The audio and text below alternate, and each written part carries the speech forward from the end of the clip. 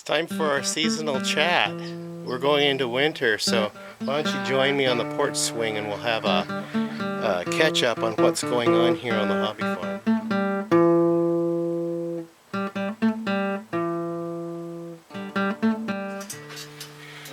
Welcome to Pine Meadows Hobby Farm. I'm your host, Jerry Hansen. This is one of our seasonal chats that I have with you guys. I try to do one about every change of season so you keep you updated on what's going on in the homestead. Pretty much my videos show the activities that we have going on.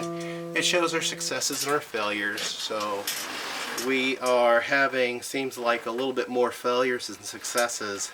The garden hasn't been too successful since we moved over here from Acorn Acres, and I believe it's a soil problem and primarily a wildlife problem. I cannot keep those deer out of the garden. They are Olympic jumpers.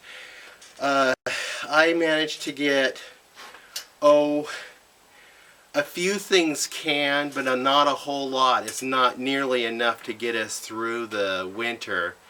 So that's why I'm taking extra steps of finding other ways to feed the family and the livestock here on the farm, mainly by looking and exploring what grows wild.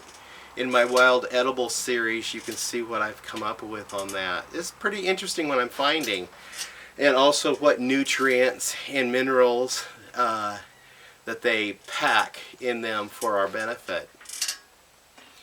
So we're going to be finishing up a couple of things this winter. I'm going to be finishing up the solar and getting the rest of the circuits in. I'm going to be installing the remote control unit in the house so we can remotely control everything from inside the utility room. We're going to try to purchase 2 more batteries to complete the 2 full battery banks that we have, because I had those other 2 batteries fail. And we're going to continue nurturing that garden for the winter crops. I planted a bunch of seed in there. They're growing, and we'll see how far they get.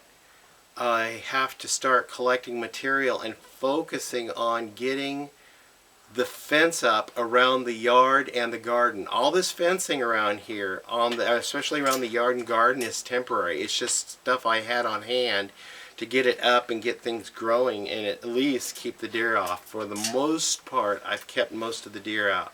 But every once in a while, you have a doe that wants to jump that fence and get into the garden. And once she gets in the habit, you can't stop her. Because going off grid, my well is 220, and I don't have a 220 system unless I turn the generator on to pump water.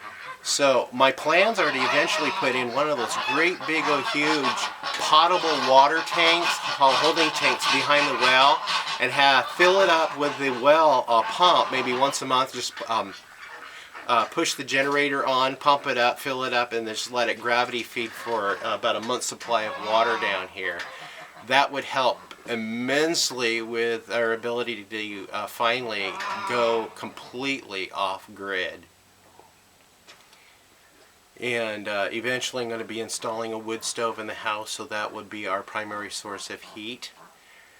Instead of using propane bottles, we go through 100 gallons of propane in the winter, and that is expensive. 100 gallons of propane in a month through the winter. Primarily December, January is when we go through the bulk of the propane. The rest of the months we go through maybe 25 or 50 gallons. That shot across the valley over there, that's my neighbor. That just indicates how remote we live. It's nice living out here. I look in either direction and I cannot see another house. I just see underbrush and timber. So, I want to thank you guys for joining me on this little chat. This just gives you an update what's going on here on the hobby farm. I'm Jerry Hansen, your host, and we'll see you guys in another video. Stay tuned. Bye-bye.